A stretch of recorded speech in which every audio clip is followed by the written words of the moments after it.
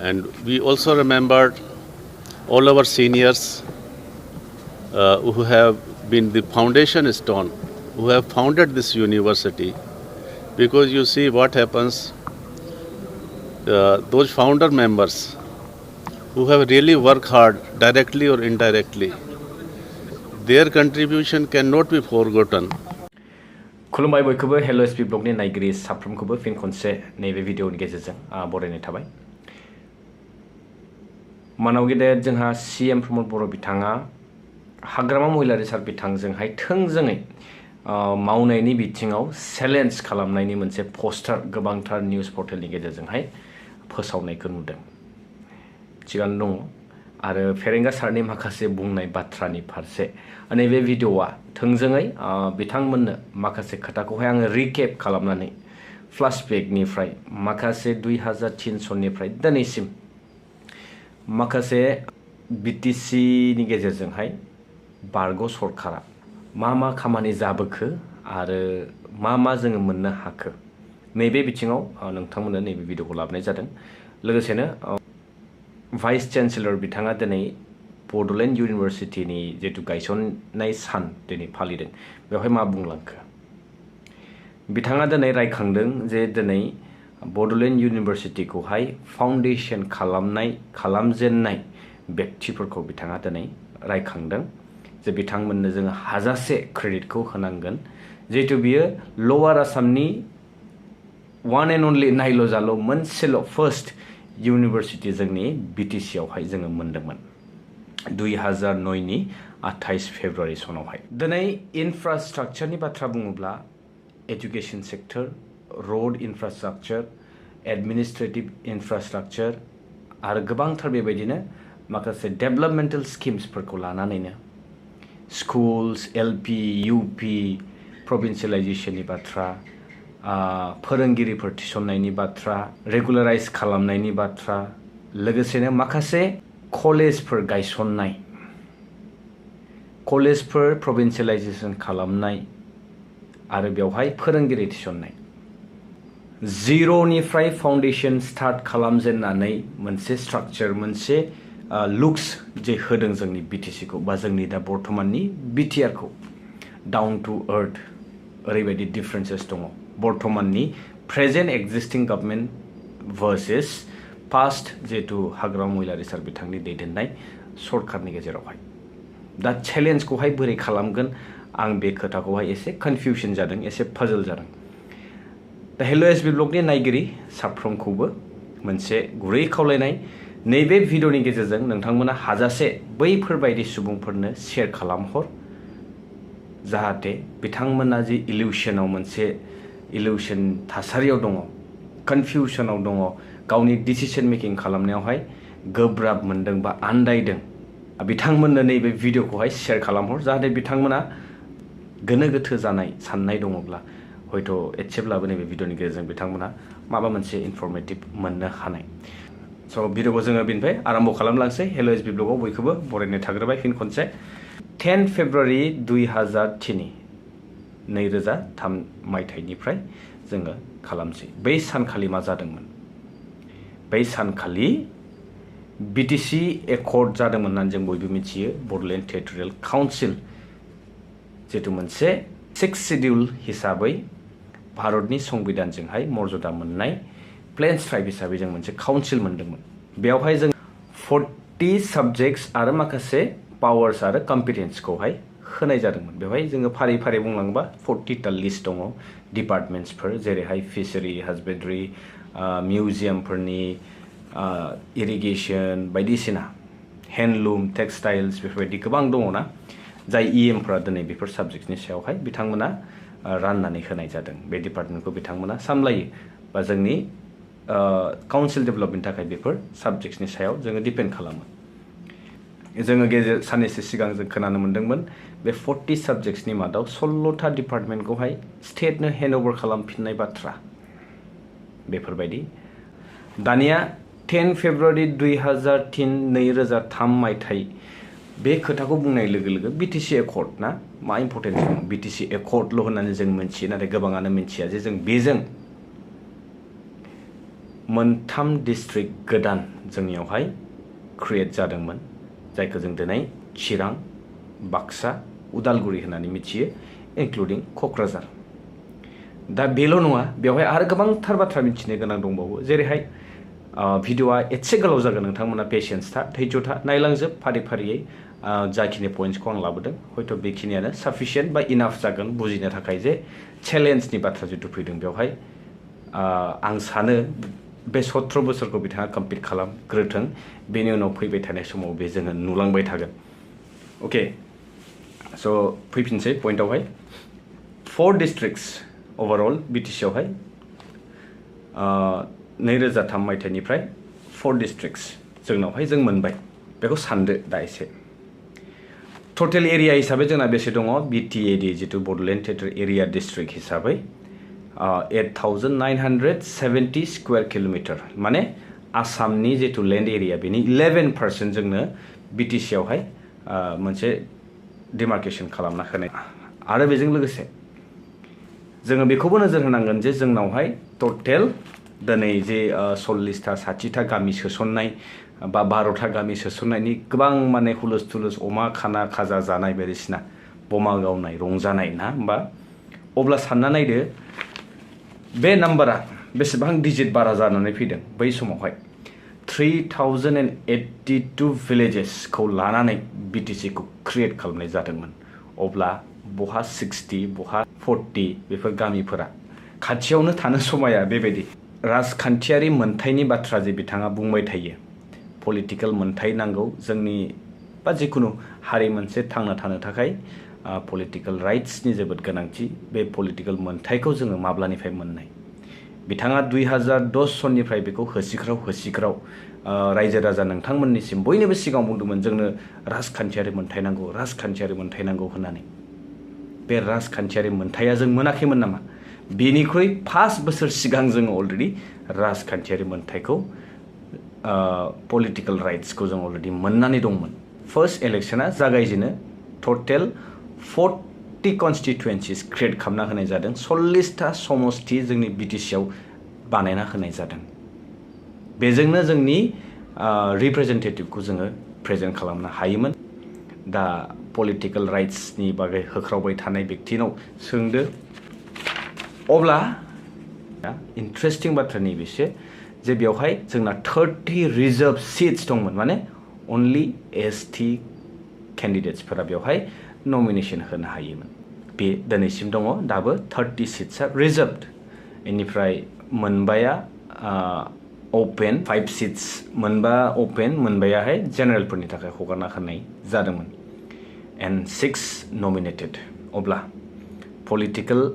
राइट्सनि बाथ्रा बुंनाय राजखान्थियारि मोनथायखौ जों अलरेडि 2005 सननिफ्राय जेब्ला जोङो गावनि बिजाथिखौ थोंजोङै जोङो भट होनानै सायख'दोंमोन नोंथांमोना बेनि फारसे सिन्ता खालामदो जेरावनाखि जोङो नुदों बै समनिफ्राय जोंहा मानाव गेदेर उरखाव गोरा सार बिश्वजित दैमारिमोन बायदि सार हितेश बसुमतारिमोन बायदि सारमोनाबो इलेक्शनफोराव बाहागो लानानै देरहासार जादोंमोन आरो खुंथाय गोहोआव थानायनि खाबुबो मोनदोंमोन रायजो राजाफोरनि अनसायनायजों अब्लाथ' जोङो जोंनि गेजेराव बेले बेजे नुवाखैमोन खौसेथि फैदोंमोन नाथाय माखासे धैर्य गैयै जोंनि गेजेराव दैदेनगिरिफोर दं बा बिथांमोना मा लुबैनायमोन मोनसेया बिथांमोना गेरेमसा हारि लुबैदोंमोन ना हारिनि गेजेराव गावस्रानायखौ लुबैदोंमोन दा थोंजोङै जों बुजिनो हायो बै पलिटिकल राइट्स राजखान्थियारि मोनथायनि जि होसिख्रावनाया बाहागो सेलायनायनिसो मोनसे दावहामोन मोनसे जुद्धमोन दिनै बिथाङा एडुकेशननि बादै एडुकेशननि इनफ्रास्ट्राक्चारनि सोमोन्दै गोबां बाथ्रा बुंदों चेलेन्जनि बाथ्रा जितु फैदों दा इनफ्रास्ट्राक्चार होनाय लोगो लोगो जिहेतु दिनै बड'लेण्ड इउनिभार्सिटिनि गायसननाय सानखौहाय फालिदों बिथाङा खुद गावनो बेवहाय गेस्ट हिसाबै थांदों आरो बिथाङा बेनि सोमोन्दै माखासे बाइट्सबो होदों जानो हक आं मा होदों होआखै बेखौ नायासै मोनसे इम्पर्टेन्ट खोथाया बेवहाय नोंथांमोननो मोनथिहोनो गोनाङा नैबेसो चेन्सेलर बिथाङा बेवहाय फाउन्डारफोरखौहाय क्रेडिट होदों जाय गायसनगिरि बिथांमोन बड'लेण्ड इउनिभार्सिटिखौहाय जाय गायसनदोंमोन बिथांमोनखौहाय बिथाङा साबायखर बावदों जे बिथांमोननि जि सेस्था नाजानायनि गेजेरजों दिनै जोंनि आसामनि लवार आसाम हिसाबै जों BTC आवहाय बे इउनिभारसिटिखौ फार्स्ट टाइम आरो बेनो नायल' जाल' मोनसेल' इउनिभारसिटि जों मोननो हादों अब्ला नायदो दानिया बे जालांबाय मोनसे CIT central institute of technology माब्ला गायसनजानायमोन बियो 19 डिसेम्बर 2006 CIT खौबो जोङो इउनिभारसिटिनि सिगां ग्रोब मोननो हादोंमोन बाकी बिथिङाव जोङो नोजोर होयोब्ला रोड इन्फ्रास्ट्राक्चर आं बेखौ मोनफा मोनफा पॉइंटखौ होनलायला जायखिया ओवरऑल बेसेबां खामानि मावदोंमोन आङो एग्जैक्ट डाटाखौथ' मोननो हायाखै नाथाय ओवरऑल जाखिनि मोनदों बेखौ नोंथांमोननो होयोब्ला दिनैनि जि थारिखआव बेखिनिखौनो बिथांमोना रुजुनो हानाय नङा दा रोड हिसाबै सेन्ड ग्रेभेल रोड्स गोबां जोङो गोदो समाव नुदोंमोन बाला अन्थाइ गारनाय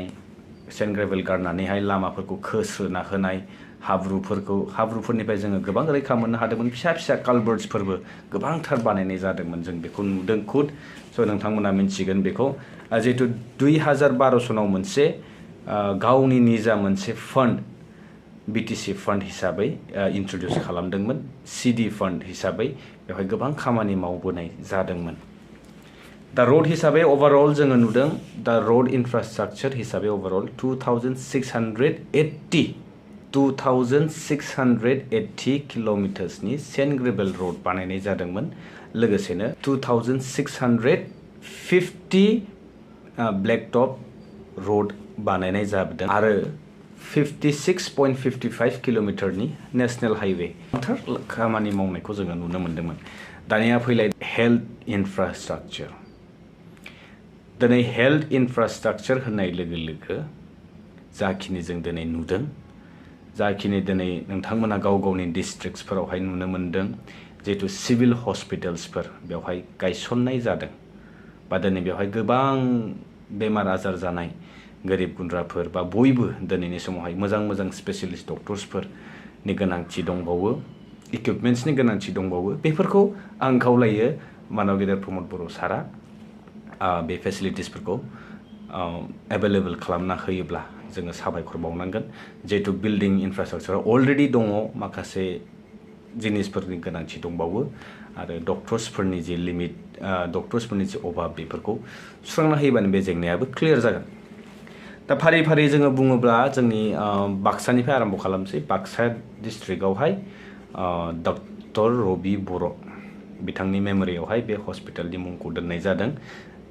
सिभिल हस्पिटाल मुसलपुरावहाय गायसननाय जादों लोगोसेनो चिरां डिस्ट्रिक्ट हिसाबै JSB सिभिल हस्पिटाल क'क्राझारावथ' जों मिथिखागौ गोबां कन्ट्रभार्सियाव फैखांबाय जिहेतु आं बे टपिकआव फैगासिनो दं RNB क'क्राझार सिभिल हस्पिटाल लोगोसेनो जोबथारनायाव उदालगुरि सिभिल हस्पिटाल आरो मोनसे मेनसन खालामाखै आरो मोनसे दंबावो नागाजुलि सिभिल हस्पिटाला लास्ट मोमेन्टआव बे बानायनाय एजुकेशननि इन्फ्रास्ट्राक्चारखौ जोङो नायफिनबावोब्ला LP स्कुल्स UP स्कुल्स लोगोसेनो माखासे कलेजेस मोनबेसे गायसनजानायमोन ओवरऑल हिसाबखौ आं होयोब्ला आंनाव जिखिनि डाटा दङ बेनिख्रुइ बांसिनबावमोन आं एक्जेक्ट नाम्बारखौहाय मोननो हायासै नाथाय जों बेखिनिजोंनो मोनथिनो हायो जे मा खामानि जादोंमोन मा खामानि जायाखैमोन आरो साबैसे बेवहाय एंगेज जानाय एपइन्टमेन्ट मोननाय टिचारफोर बेनि डाटाबो दङ स' स्कुल्सनि डाटाखौ जोङो नायोब्ला LP स्कुल हिसाबै 1680 LP स्कुल्सआ प्रभिन्सियेलाइज जादोंमोन आपार प्राइमारि जितु ME स्कुल्सफोर हिसाबै 2107 आपार प्राइमारि स्कुल्सफोरा प्रभिन्सियेलाइज जादोंमोन मस्ट प्रबेबलि 2008 आव गोबांथार जोङो UP LP स्कुल्सफोर प्रभिन्सियेलाइज जानाय नुदों आरो टिचार्सफोर भेन्सार स्कुल्सआव मावनाय एपइन्टमेन्ट मोननाय रेगुलाराइज खालामनायबो गोबांथार बे समनिफ्राय जोङो नुनो मोन्दोंमोन कलेजेसफोर स' टटेल नाम्बारखौ बुङोब्ला 13 कलेजेसफोर प्रभिन्सियेलाइज खालामनाय जादों आरो लोगोसेनो जिहेतु मोनफ्रोमबो डिस्ट्रिक्टआव मोनफा मडेल कलेज जे दिनै बिल्डिं इन्फ्रास्ट्राक्चार गभर्नमेन्टआ चेन्ज जानाय लोगो लोगो बे खाबुखौ जोंहा मानव गेदेर CM प्रमद बर' बिथाङा फिथा हाफिननो मोनलायबायलाय किन्तु बे खामानिया अलरेडि थांनाय सरकारनि समावनो मावबोनायमोन अलरेडि कमप्लिट जाबायमोन अबेबा आरो बेखौ फिन खनसे बेखेवफिननाय नुनायखौ जोङो नुयो बेखेवफिननायखौ नुयो गोबां दंबावो बेबायदिनो आरो माखासे इनफ्रास्ट्राक्चार जेरै जों बुङोब्ला मिउजियामसफोर बानायनाय पार्कफोर बानायनाय एडमिनिस्ट्रेटिभ इनफ्रास्ट्राक्चाराव फैदो दानाबा एडमिनिस्ट्रेटिभ इनफ्रास्ट्राक्चार हिसाबै बयनिख्रुइबो जोङो बयबो दिनै थांलाय फैलाय सानफ्रामबो नुनाय बड'लेण्ड सेक्रेटारियेट बिटिसि सेक्रेटारियेट जेरावनाखि बिथांमोना दिनै बयबो बेवहायनो जिरायलायनानै ज' लोगो मोनलायनानै खामानि मावगासिनो दङ बेनिफ्राय मोनफ्रोमबो डिस्ट्रिक्टनि डिस्ट्रिक्ट सेन्टार्सफोर मोनफ्रोमबो डिस्ट्रिक्टनि जुडिशियेल कर्ट्सफोर लाइब्रेरि डिस्ट्रिक्ट लाइब्रेरिसफोर मिउजियामफोर गोबां डिस्ट्रिक्ट गावबागाव डिस्ट्रिक्टआव पलिटेकनिक इनस्टिट्युट्सफोर गोबांथार बेबायदि इनफ्रास्ट्राक्चार नोंथांमोना नुनो मोनगोन आरो हेल्थनि बेलायाव आं मोनसे जिनिसखौ बावलांबावबाय मोनफ्रोमबो जिल्लायाव बाक्सायाव बुङोबा मेक्सिमाम नाम्बार अफ पिएचइ सिएचसिस बेफोरबायदि दङ हेल्थ सेन्टार्सफोर दङ गोबांथार दङ फिसा फिसा बेबायदि डिस्पेन्सारिसफोर बेफोरखौ जोङो जुदि लिस्टआव लाफायोब्ला आरोबाव गोलाव जालांबावो दा जियानो हक नोंथांमोना गोबांथार खोथाखौनो मोनथिनानै मोनबाय दाना बयनिख्रुइबो दिनैनि समावहाय गुरुत्व होनो गोनांसिन जिनिसानो जाहैबाय सुक्तिनि गेजेरजों मोनसे मेन फेक्टरानो जाहैबाय जे सुक्ति खालामगिरि बिथांमोननि रिहेबिलिटेशननि बाथ्रा फैयो दिनै जायफोरा संग्राम खालामनायनि गेजेरजों गावनि अर्गानाइजेसनफोरखौ डिसबेन्ड खालामजोबनानै बिथांमोननि सायाव जे माखासे केसेसफोर पेन्डिं दङ बै समनि बाथ्राखौ बुङोब्ला बिएलटिनि समावहाय रिहेबिलिटेशन प्रग्राम्स गोबां रिहेबिलिटेशन स्किम्सफोरनि गेजेरजों बिथांमोननि लाइभलिहुडनि थाखाय गोबां बायदिसिना बेबस्था खालामना होनाय जादोंमोन फाइनान्सियेल पेकेज होनाय जादोंमोन 4 लाख करि फार्स्टआवहाय होनाय जादोंमोन बेनि उनाव गोबांथार बेबायदिनो फिसा फेनला गोबां बिथांमोननो होनाय जायो आरो थोंजोङै भारत सरकारजों जिहेतु सुक्तिया जादोंमोन बेवहाय बिथांमोननो जायफोरा क्वालिफाइड 1650 पेरामिलिटारि फोर्सेस हिसाबै बिथांमोननो एपइन्टमेन्ट्स होनाय जायो दा मायाव होनाय जायो फारि फारि जों बेखौ नायोब्ला पेरामिलिटारि एपइन्टमेन्ट केडार्सफोरनो होनाय जादोंमोन टटेल नाम्बारा 1615 दा बिएसएफआवहाय 637 सिआरपिएफआव 578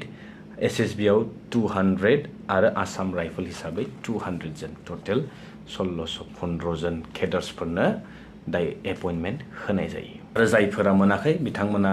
दिनै जों मिथिगौ गोबाङानो सोरबा बायदिया इलेक्शनाव बाहागो लाबाय सोरबा बायदिया पार्टियावहाय नांथाबनानै थाबाय पार्टिनि खामानि मावबोबाय थिखा बायदिसिना मावबाय आरो बिथांमोननो भकेशनेल ट्रेनिंनि गेजेरजों गावबागाव स्किल्सनि गेजेरजों मावना जानायनि मोनसे राहाबो खालामनानै होबोदोंमोन अब्ला दा चेलेन्जआ बिथाङा बबे बिथिङाव खालामनो नागिरबावखो आंना मोनसे थालांबावबाय बड'लेण्ड गेस्ट हाउसफोर जितु बानायनाय जादोंमोन ना टटेल नाम्बारखौ जों बुङोब्ला 19 guest house Bodoland guest house बानायनाय जादों जोंनि विदिन द स्टेट बिटिसि आरो जोंनि स्टेटखौ लाफानानै टटेल